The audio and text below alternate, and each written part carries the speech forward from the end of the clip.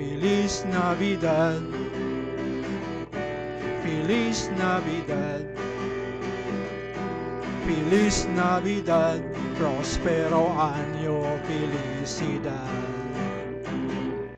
I wanna wish you a Merry Christmas. I wanna wish you a Merry Christmas.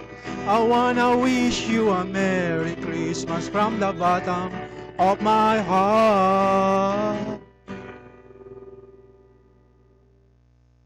Hello, my dear students of Benguet State University. Welcome to our online class. I am your teacher, Jan Lasea.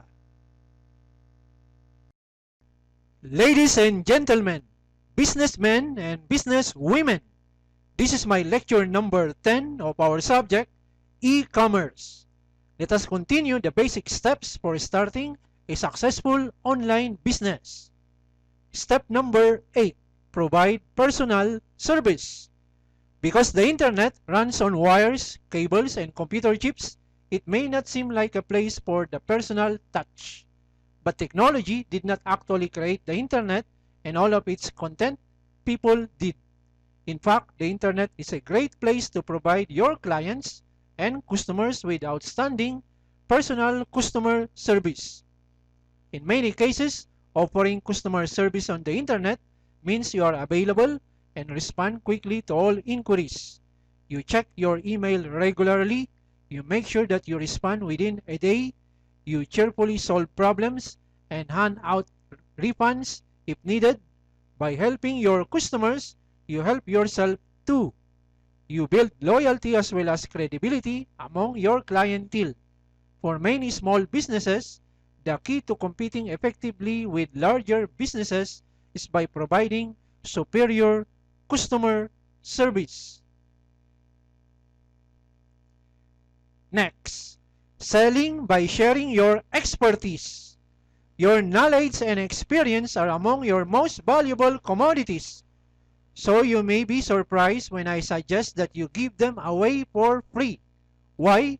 It's a try before you buy concept.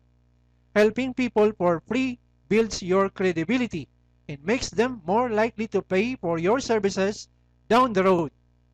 When your business is online, you can easily communicate what you know about your field and make your knowledge readily available.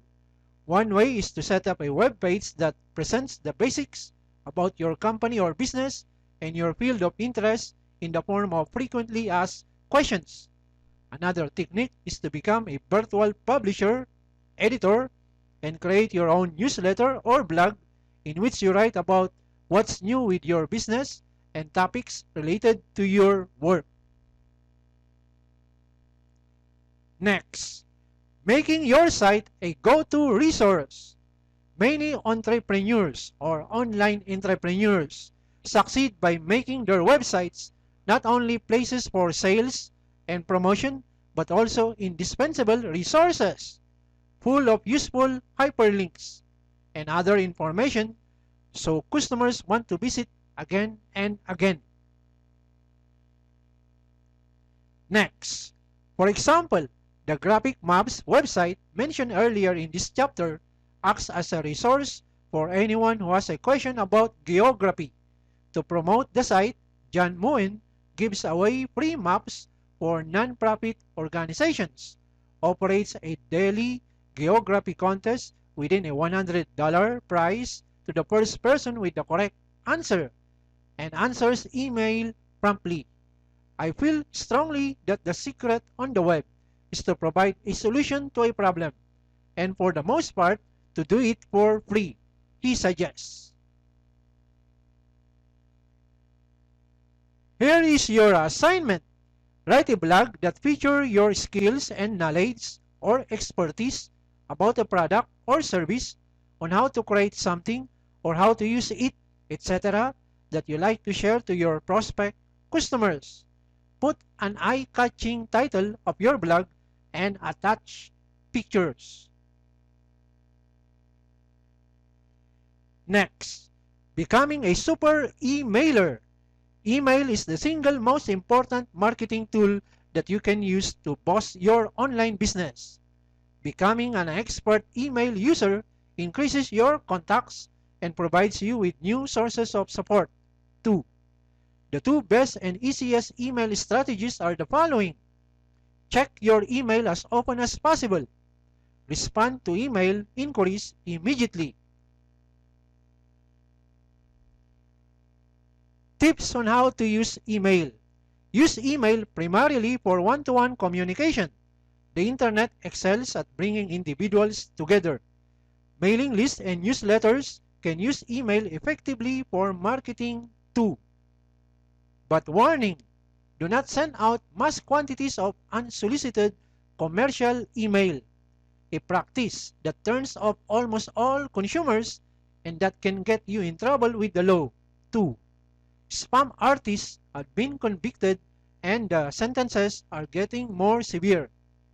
The definition of email spam or spam, also known as junk email. It is unsolicited messages sent in bulk, often an advertisement to mass of people. I have a question for you to answer.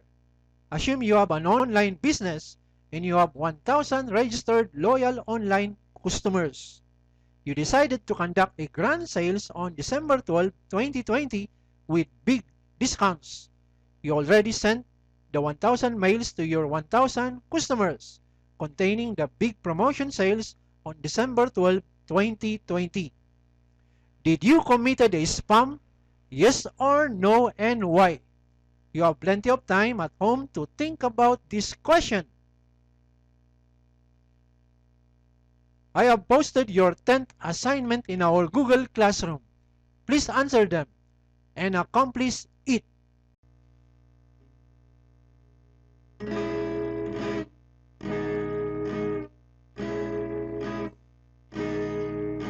In younger days I told myself my life would be my own, and I leave this place where sunshine never shone. For my life's too short for waiting. When I see the rising sun, then I know again that I must carry on. Carry on till tomorrow, there's no reason to look back. Carry on, carry on, carry on.